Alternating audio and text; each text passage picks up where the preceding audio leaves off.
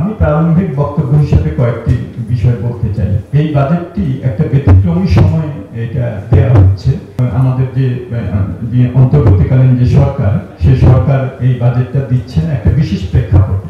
এই প্রেক্ষাপটটা হলো আমাদের 5ই আগস্টের যে ছাত্র জনতার যে বিপ্লব সেটা, এবং সেখানে একটা আকাঙ্ক্ষা ছিল, বৈষম্যের বিরুদ্ধে একটা আন্দোলন ছিল। সেখানে মানুষের জন আকাঙ্ক্ষা যেটা ছিল সেটা ছিল একটা অন্তর্ভুক্তিমূলক একটা অর্থনীতি এবং সমাজ গড়ে তোলার একটা তাদের আকাঙ্ক্ষা। সেই আকাঙ্ক্ষাকে ধারণ করেই কিন্তু 2025-26-এর এই বাজেটটা প্রণীত হতে যাচ্ছে। কি কি থাকবে, একটা যেটা সেটা হলো যে গত কয়েক বছরের যে ধারাবাহিকভাবে আমরা মূল্যস্ফীতির চাপ দেখছি, মানুষের যে ক্রয় ক্ষমতার অবনমন দেখছি, তারা কিন্তু আশা করবেন যে এই বাজেটে তাদের সেটা থেকে কিছুটা হলেও স্বস্তি যাতে থাকে। দ্বিতীয় যেটা সেটা হলো যে আমরা একটা অর্থনৈতিক বিনিয়োগের একটা স্থবিরতার মধ্যেও যাচ্ছি, অস্বীকার করার উপায় নেই। আমাদের যে ক্রেডিট আপটেক, আমাদের যে ক্যাপিটাল মেশিনারিজের যে ইম্পোর্টের যে নেতিবাচক প্রবৃদ্ধি, এগুলো থেকে সেটা স্পষ্ট। সুতরাং ব্যবসা বাণিজ্যের সাথে যারা আছেন তাদের একটা প্রত্যাশা থাকবে যে আমাদের বিনিয়োগকে চাঙ্গা করার জন্য এই বাজেটে প্রস্তাব থাকবে।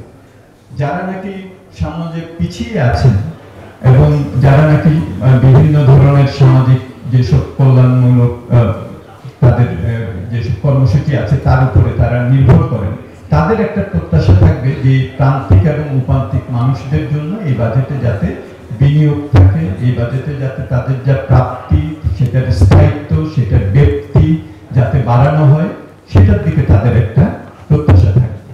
এখানে digitalization of the taxation system, এটা আমাদের জন্য এখন ম্যান্ডেটরি হয়ে দাঁড়িয়েছে। এটা না করলে আমরা আমাদের এই যে কর জিডিপি হার বাড়ানোর কথা, যেটা আমরা অনেকদিন ধরে বলছি, আইএমএফ তো একটা কোয়ান্টিটেটিভ একটা পরিসংখ্যানিক একটা তারা লক্ষ্য নির্দিষ্টভাবেই বলছেন 0.5% জিডিপি প্রতি বছর বাড়াতে হবে। তো এইটা কিন্তু আমাদের এখন যদি আমরা না করতে পারি, তাহলে এই যে দেখবেন এখন যে আমাদের ঘাটতি অর্থায়ন যেটা হবে, এই ঘাটতি অর্থায়নের পুরোটাই তো আমাদেরকে হয় অভ্যন্তরীণ ঋণ, না হলে বৈদেশিক ঋণ দিয়ে আমাদের নিতে হবে।